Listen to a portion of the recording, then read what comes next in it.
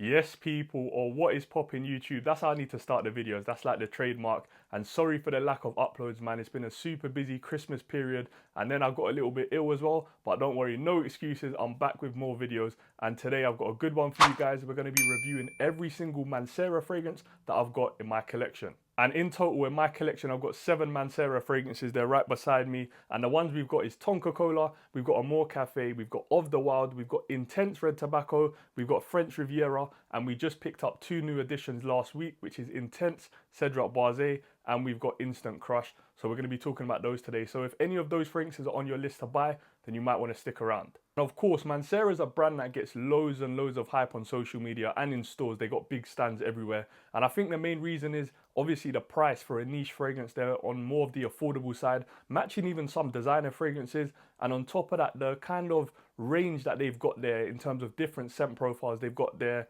strong fragrances, the fresh ones, the everyday ones. They've just got every base covered. So I think Mancera is a good niche house to start out with if you're getting into niche. But without further ado, let's get into it. So I do have to say this is in no particular order, but we're going to start out with arguably, in my opinion, probably the best bottle out of the Mancera ones that I've found anyway. And it is this one right here, which is called French Riviera. Just look at that blue tone on the bottle. And you might actually see the bottle and see, oh, there's no juice in it. Yes, I do like the fragrance that much. As well, I do decant fragrances on tjtalkscents.com. So if you want any samples here in the UK, check it out. And I dropped a video on TikTok and the video done really well. It went kind of viral.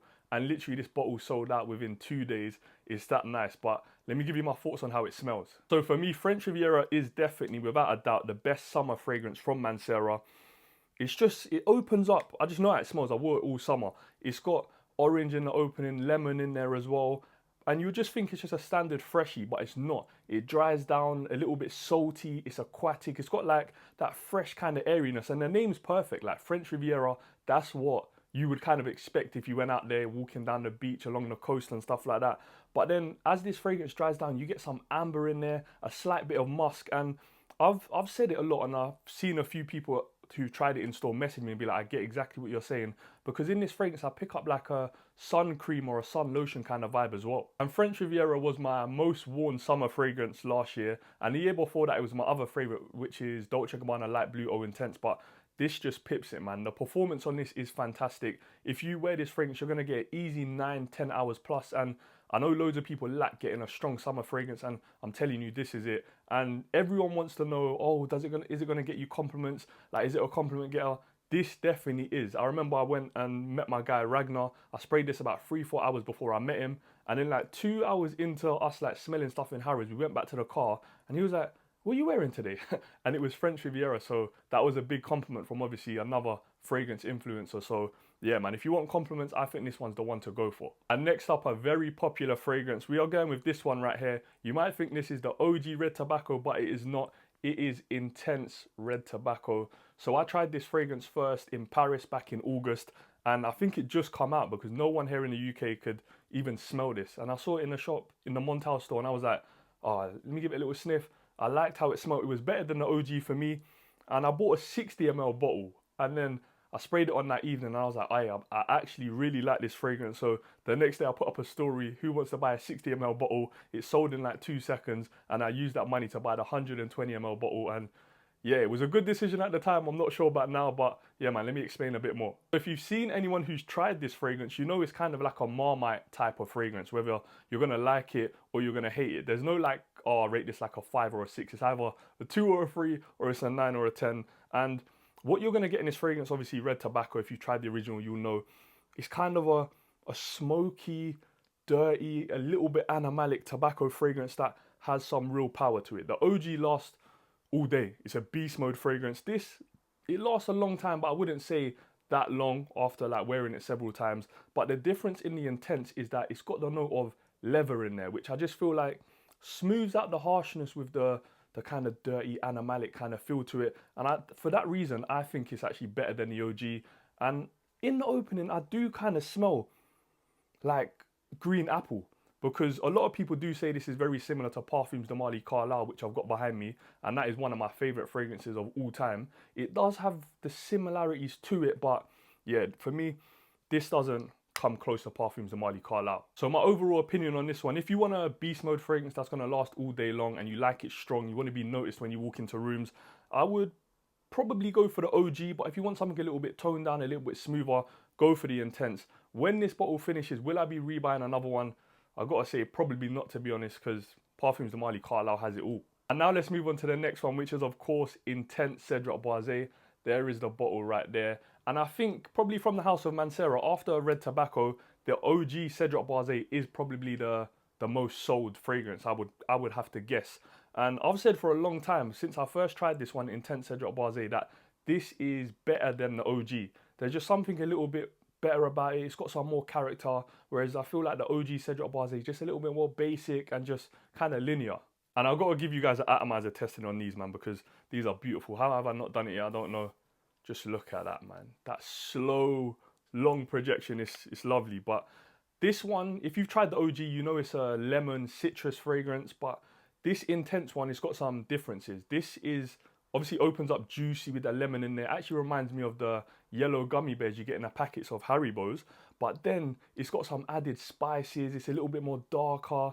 Like, there's just something about it that just is one that you could definitely wear all year round. Whereas the OG Cedrat Boise, I would say stick with that for a summer fragrance. But this one, it's got enough to be able to wear this out on a date, or wear this to the office, or wear this to just go and run errands. It's got it all. I think it's a great fragrance. It's very much slept on in my opinion. And if you have the option to go for the OG or the Intense, I would say most people are going to like this a little bit more. And I do have to touch on a couple negatives with this fragrance, but it's only negative in my opinion, because longevity is great. You're going to get that standard 8 hours, good projection.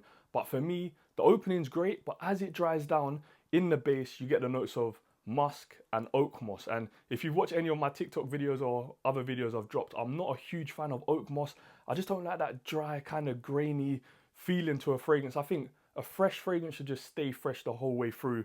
And in my opinion, this would probably be the second best summer fragrance after French Riviera, which we already spoke about. But yeah, man, definitely check this one out. Now on to the next one. I really like this one, so I'm grinning already. And I know a lot of you guys watching will really like this fragrance. It is none other than Tonka Cola. Look at that right there. And this is my second bottle of Tonka Cola, because I have a 60 ml right there that's finished. And I bought that sometime last year in 2023 at the start. I bought that one, got home, tried it on, and I just found out it was the biggest mistake. Why did I get a 60 ml fragrance? I don't know, but I wasn't quite sure of it at the time when I smelled it. But we've got the 120 ml now, and this is hyped up for good reason, man. It is photorealistic. It's a cherry cola kind of fragrance that actually smells, like, it smells fizzy.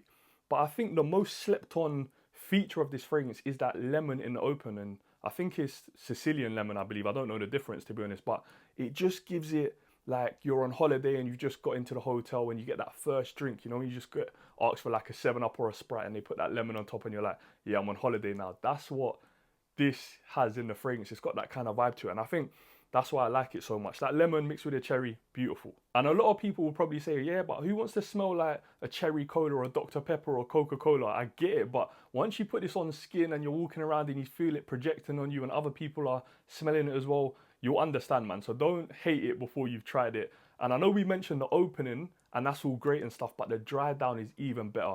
I think in the dry down, you've got patchouli, you've got some amber, you've got some vanilla, and listen, it shouldn't work, but it absolutely does. And the projection on this is great. I think this, for me, out of all of the fragrances that I've got, this might be the longest lasting fragrance. I'm getting a good 10-12 hours on this, and it's definitely the most projecting of them all as well. This, you put this on 3-4 sprays on clothes, this carries like a beast, man. So if you've got this, definitely do more sprays on your clothes, so when you're walking past people, they're really going to smell you. And because Tonka Cola definitely does split opinions, let me know down in the comments, are you a fan of this or not? Now on to the next fragrance. It's my latest pickup and it is none other than Instant Crush. There's a close-up of the bottle right there. I'm not sure if they'll kind of rebrand this and do it in the same bottle as Tonka Cola, but we'll have to wait and see. But I have to be honest with you guys, I only bought this fragrance because I'm decanting and loads of people are requesting I get this because they wanted to sample it and try it out. If it wasn't for that, there is no way that I would have rebought this fragrance, because I did have a bottle 3 or 4 years ago, and there's something about it, man. The scent profile just absolutely does my head in. It obviously gets them similarities to Baccarat Rouge 540, and I didn't really see that when I first tried it all them years ago, but now I'm smelling it, I definitely do. And that might be the reason that I dislike it, because that scent profile of Baccarat Rouge, we smell it everywhere. Dupes, clones, all of that stuff. Whatever office you go into, you smell it on someone. Walking by in the street, you smell it.